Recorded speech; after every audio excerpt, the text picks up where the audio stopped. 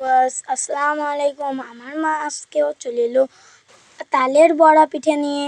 দেখুন এই যে একটা কি বলি নামালো, দেখে তো জিভে জল চলে আসছে। ওই যে আমার মা রাঁধছে। কি বলে আজান দিল, মা পড়ে গেল হাত? আচ্ছা আচ্ছা, আপনাদেরকে একটু কেটে দেখাই।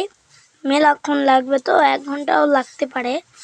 দেখুন বানাচ্ছে পিঠা।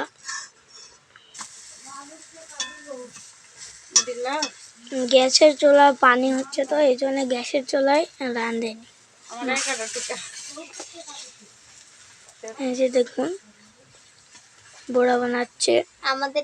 দেখুন এই যে এখন তেল ঢালবে। তেল ফুরিয়ে গিয়েছে মা। ফুরিয়ে গেছিল, আবার দিলাম। এই পিঠা বানাতে গিয়ে কত যে তেল খরচ হয়। এই যে আমার আব্বু আজকে এই তেলের শিশিটা কিনে আনলো, এই জন্যে এই বিকালবেলা হচ্ছে পিঠাটা বানাচ্ছে, নাছাড়া দুপুরবেলায় পিঠা বানালো নি। আপনাদেরকে ভিডিওতে শেয়ার করলাম নি। যখন শেষের দিকে চলে আসবে তখন আপনাদেরকে ভিডিওটি দেখাবো। দেখুন আমার মা লাভ বানিয়েছে, হঠাৎ করে হয়ে গিয়েছে লাভ। মা ছুনিটা তুলতো, লাভ পিঠা হয়ে গিয়েছে। আপনারা কখনো কি লাভ পিঠা দেখেছেন?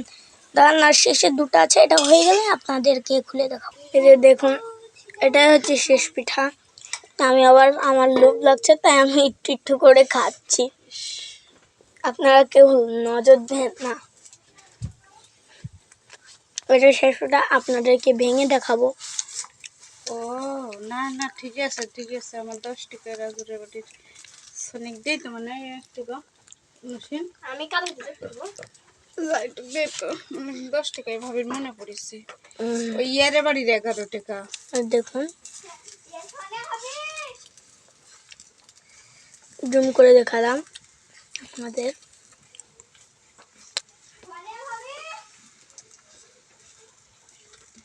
ভাবির মনে পড়েছে, ওই ইয়ারে বাড়ির 11 টাকা। ওই দেখুন অনেক সুন্দর। না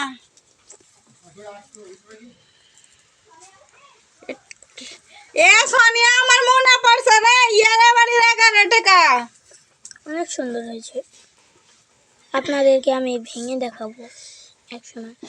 আমার মায়ের গলায় হচ্ছে ওই জায়গা থেকে তেল উঠে পড়েছে, এই জন্য মা ঠিক করে বানাতে পারছে না।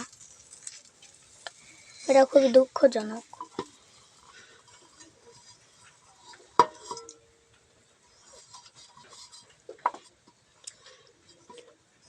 আপনাদের রেমে দেখাচ্ছি, মধ্য এই যে রেম। আপনারা রেম দেখতে পাবেন কিনা এটা জানি না। মায়ের 10 টাকা আমার হাতে, না পারবিন মায়ের 5 টাকা আমার 10 টাকা। চুলের জালটা নেমে গেছে, তাই মা আবার চুলেটা ধরে দিল। এটাই শেষ পিঠা, আর কোনো পিঠা নয়। এই যে আমাদের ঝালমুড়ি ছাকা, এটাই শেষ পিঠা। মা কতক্ষণ লাগবে? এই তো